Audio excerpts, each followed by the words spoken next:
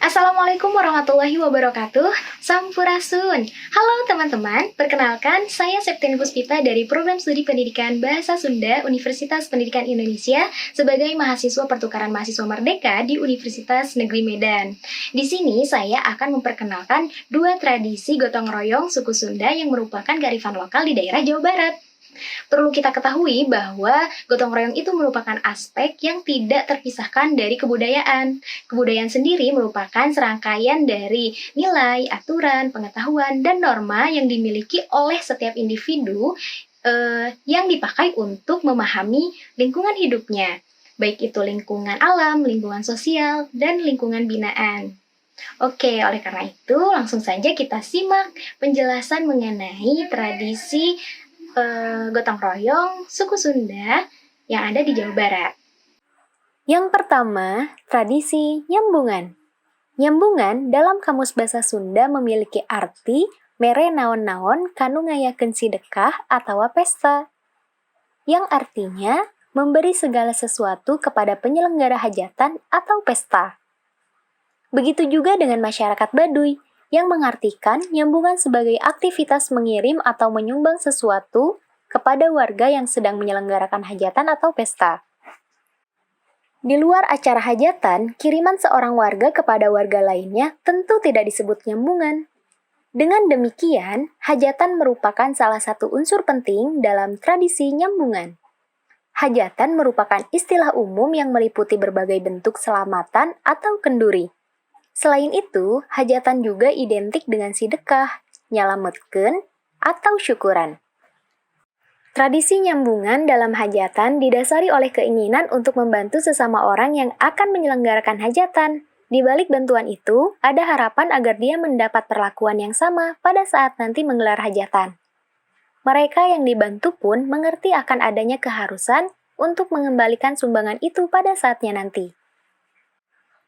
Dengan demikian, keuntungan tetap akan dirasakan oleh kedua belah pihak, namun dalam waktu yang berbeda. Intinya, aturan main dalam tradisi nyambungan didasarkan pada asas timbal balik antara pemberi dan penerima sumbangan. Adapun tujuan nyambungan adalah untuk meringankan beban penyelenggara hajatan dalam memenuhi berbagai kebutuhan untuk hajatan.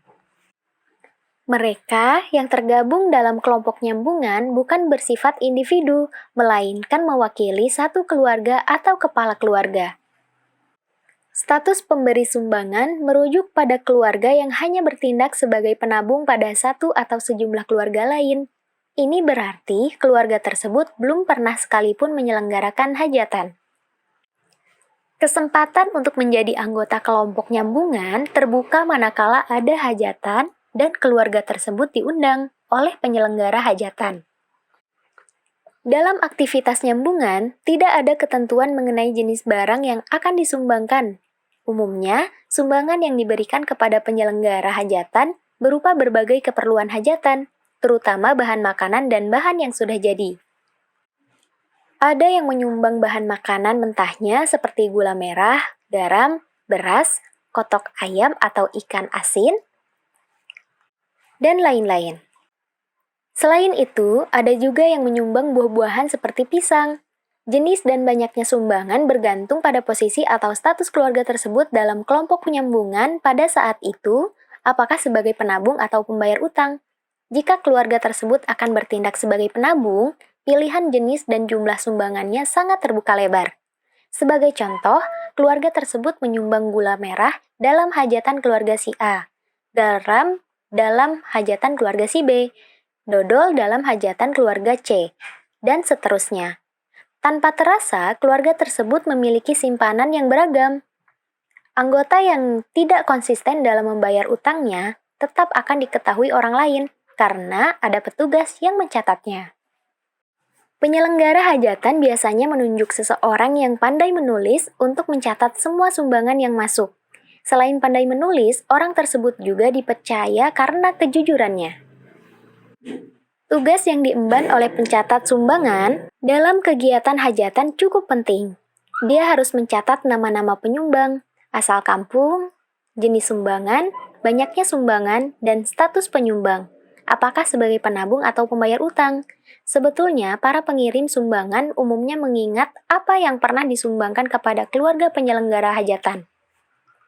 Namun, dalam perkembangannya, catatan tersebut tidak hanya dimiliki petugas tadi, melainkan diserahkan juga kepada penyelenggara hajatan.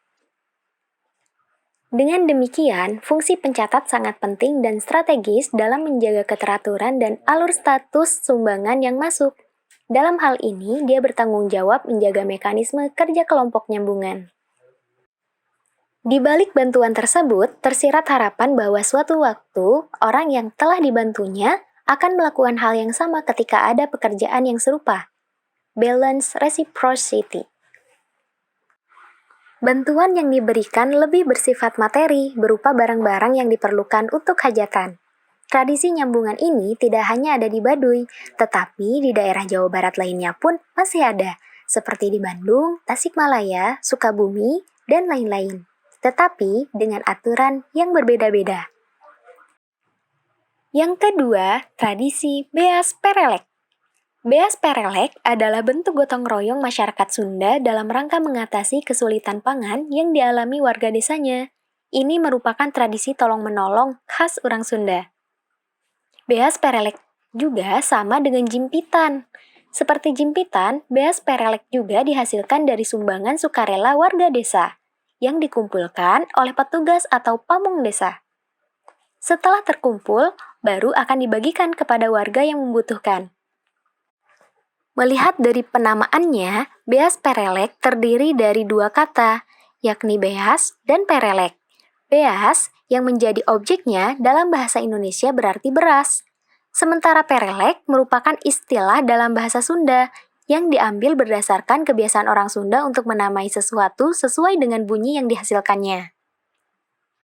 Pada praktiknya, bulir beras yang diambil sedikit-sedikit biasanya segenggam tangan dijatuhkan dalam wadah yang dibawa petugas desa. Bulir beras yang jatuh itu, menurut orang Sunda berbunyi perelek, perelek, perelek. Karena kebiasaan tersebut, maka tradisi itu disebut beas perelek. Berdasarkan uraian tersebut, maka beas perelek adalah beras yang diambil dengan kepalan tangan, kemudian disimpan dalam suatu wadah, atau dalam ungkapan yang lebih praktis, sesuai dengan fungsi sosialnya, beas perelek merupakan iuran sukarela dari masyarakat dalam bentuk beras. Beas perelek yang bermula dari kearifan lokal budaya Sunda, di tengah kondisi pandemik sekarang ini mungkin bisa menjadi tawaran solusi atau salah satu bentuk jaring pengaman sosial bagi masyarakat. Paling tidak untuk memenuhi kebutuhan pangan masyarakat yang rentan terhadap akibat pandemi COVID-19. Di Ciamis, Jawa Barat misalnya, relawan inspirasi rumah zakat berinisiatif menggalakkan kembali budaya tradisional tersebut guna membantu masyarakat yang kehilangan penghasilan akibat pandemi ini. Beas perelek memiliki misi lain, yakni menggerakkan kepedulian antar sesama warga untuk saling membantu menghadapi kondisi sulit sekarang ini. Budaya gotong royong melekat dalam jiwa bangsa Indonesia. Harapan dari program Beas Perelek ini adalah dapat menjadi jalan untuk meningkatkan kesejahteraan masyarakat. Minimal, melalui budaya ini bisa menjadi solusi permasalahan pangan masyarakat miskin di desa tersebut. Selain di desa Kertajaya, Ciamis, program sejenis Beas Perelek juga bisa dilaksanakan di tempat lain, tidak hanya di Jawa Barat, tetapi di daerah Indonesia lainnya, contohnya jimpitan di daerah Jawa Timur. Yang kedua, tradisi Beas Perelek. Beas Perelek adalah bentuk gotong royong masyarakat Sunda dalam rangka mengatasi kesulitan pangan yang dialami warga desanya. Ini merupakan tradisi tolong-menolong khas orang Sunda. Beas Perelek juga sama dengan jimpitan. Seperti jimpitan, beas perelek juga dihasilkan dari sumbangan sukarela warga desa yang dikumpulkan oleh petugas atau pamong desa. Setelah terkumpul, baru akan dibagikan kepada warga yang membutuhkan. Melihat dari penamaannya, beas perelek terdiri dari dua kata, yakni beas dan perelek. Beas yang menjadi objeknya dalam bahasa Indonesia berarti beras. Sementara perelek merupakan istilah dalam bahasa Sunda yang diambil berdasarkan kebiasaan orang Sunda untuk menamai sesuatu sesuai dengan bunyi yang dihasilkannya. Pada praktiknya, bulir beras yang diambil sedikit-sedikit biasanya segenggam tangan dijatuhkan dalam wadah yang dibawa petugas desa. Bulir beras yang jatuh itu, menurut orang Sunda berbunyi perelek, perelek, perelek. Karena kebiasaan tersebut, maka tradisi itu disebut beas perelek. Berdasarkan uraian tersebut, maka beas perelek adalah beras yang diambil dengan kepalan tangan, kemudian disimpan dalam suatu wadah, atau dalam ungkapan yang lebih praktis, sesuai dengan fungsi sosialnya, beas perelek merupakan iuran sukarela dari masyarakat dalam bentuk beras. Beas perelek yang bermula dari kearifan lokal budaya Sunda, di tengah kondisi pandemik sekarang ini mungkin bisa menjadi tawaran solusi atau salah satu bentuk jaring pengaman sosial bagi masyarakat. Paling tidak untuk memenuhi kebutuhan pangan masyarakat yang rentan terhadap akibat pandemi COVID-19. Di Ciamis, Jawa Barat misalnya, relawan inspirasi rumah zakat berinisiatif menggalakkan kembali budaya tradisional tersebut guna membantu masyarakat yang kehilangan penghasilan akibat pandemik ini. Beas perelek memiliki misi lain, yakni menggerakkan kepedulian antar sesama warga untuk saling membantu menghadapi kondisi sulit sekarang ini. Budaya gotong royong melekat dalam jiwa bangsa Indonesia. Harapan dari program Beas Perelek ini adalah dapat menjadi jalan untuk meningkatkan kesejahteraan masyarakat. Minimal, melalui budaya ini bisa menjadi solusi permasalahan pangan masyarakat miskin di desa tersebut. Selain di Desa Kertajaya, Ciamis, program sejenis Beas Perelek juga bisa dilaksanakan di tempat lain, tidak hanya di Jawa Barat, tetapi di daerah Indonesia lainnya, contohnya Jimpitan, di daerah Jawa Timur. Manfaat dan nilai-nilai dalam Beas Perelek. Selain memiliki manfaat dalam menjamin ketersediaan pangan di saat kondisi darurat, Beas Perelek juga merupakan simbol semangat gotong royong yang menjadi ciri khas bangsa Indonesia. Beas perelek yang dikumpulkan secara sukarela dari masyarakat secara tidak langsung melatih rasa kepedulian dan keikhlasan untuk saling berbagi.